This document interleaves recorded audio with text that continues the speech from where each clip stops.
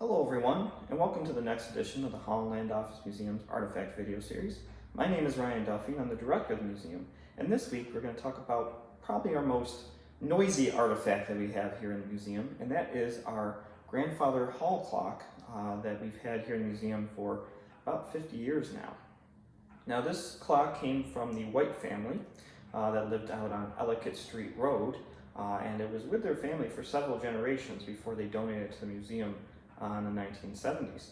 Now this clock stood at the top of their stairs on their second floor landing, so it's a very imposing piece, as it is over 8 feet tall, and I can only imagine trying to get that up the stairs and then back down. Now the history of this clock goes back earlier than the White family, as it was given to them in the first few decades of the 20th century. But the history of this clock goes all the way back to about 1920, though the company that made it was well known in their clockmaking abilities even before that. Now the clock that stands behind me here is actually a Hershey clock, and this company started in Cincinnati, Ohio about 1901 or 1902, and became famous rather quickly for their magnificent clocks and won tons of awards for them. So this piece is actually a very well-known piece in terms of the company that made it. And you can still find Hershey clocks all over the place, as the company sold clocks for nearly 80 years, finally stopping production around 1984 completely. Now what's something special about Hershey clocks is they actually invented a third chime that would go with the clock chimes. Now the original two were the Westminster and Whittington, which you can find just about on any clock. But what Hershey did is they actually created a new chime called the Canterbury Chime. Now currently we don't have the clock set to that chime, as it is a little bit off in terms of its pacing, but it was something new that these clocks added. Now the Hershey company would transform over time and eventually move down to Starkville, Mississippi, and actually make many other products, and even made military products during both World War I, World War II, and Korea, specializing in lens crafts, periscopes, and things like that. But they also made parking meters and made parts for other clocks, actually, making either mechanisms or the cases in some cases. So when they started out, they imported mechanisms and built the cases. But eventually they were able to do the whole process. Now this clock, as I said, was a hall grandfather clock. So this was meant to be a very tall piece that would stand in the hallway or in some similar kind of space, such as the White family having it on their landing. And it has a series of chime tubes in the base here, you'll see through the glass. And they would chime.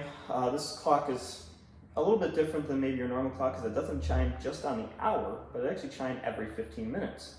So at the quarter after mark, it'll chime once through, and then at the half hour mark, it'll add a second series of chimes, and then at the 3/4, it adds another one, and then eventually every hour you get the ringing of the number of specific chimes for each specific hour. So at 1 o'clock it chimes once, and at 12 o'clock it chimes 12 times.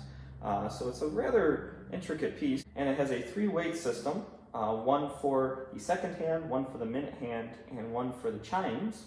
So they all have to fall pretty equally in order for everything to work perfectly.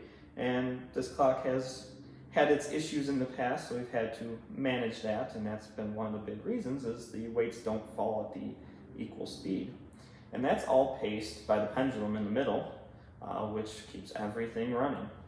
Now this one can actually go a full week or 8 days without being rewound, and it's a very interesting winding mechanism in that there are 3 holes in the face of the clock, each one controlling a weight, and there's a lever that you wind up and raises the weights back up in order to start the whole process over again. And on top of that, this piece also has what they call a moon face at the top of the face, which actually tracks the cycles of the moon for you as well. So it's not only a keeping track of time, but keeping track of the lunar phases. Now this particular piece is made out of mahogany, the cases, and it was built around 1920 based on the serial number. But Hershey clocks, at least of this type, they started making in 1911 and actually ran all the way up through the mid-60s. Now this clock can be very powerful with its chimes and can reverberate throughout the whole museum, so it definitely gets your attention when it goes off, and I can always know what time it is when this goes off because I can hear it all throughout the museum. Now sadly I can't take it apart to show the interior workings of the clock, because that's probably the most interesting really piece of this, is how a clock this size actually functions. But there's a series of gears and wires that pull everything in time, and the chime bar is just a metal cylinder with basically pegs stuck into it that when they hit the levers will cause the chimes, and they're set in a specific pattern in order to do the chimes. It's definitely a piece that is worth preserving, and it's really a snapshot of time gone by. Sorry for the pun. So if you're really interested in taking a more in-depth look at the clock, please stop by the museum. I'll be happy to show it off to you and maybe even show you off some more of the mechanisms or give you a closer look on how it might function. Of course, if you've enjoyed this video, go back and check out the rest of ours on our YouTube channel, Holland Office Museum, and go through our artifact video playlist, and you can check out the multitude of ones that we've done in the past. And stick with us, as we're going to keep doing these going forward until we have no more artifacts to talk about or no more stories to tell, but I doubt that'll ever happen. And as always, come by the museum and see all these things up close and personal, and we'll be able to tell more stories for you when you're here.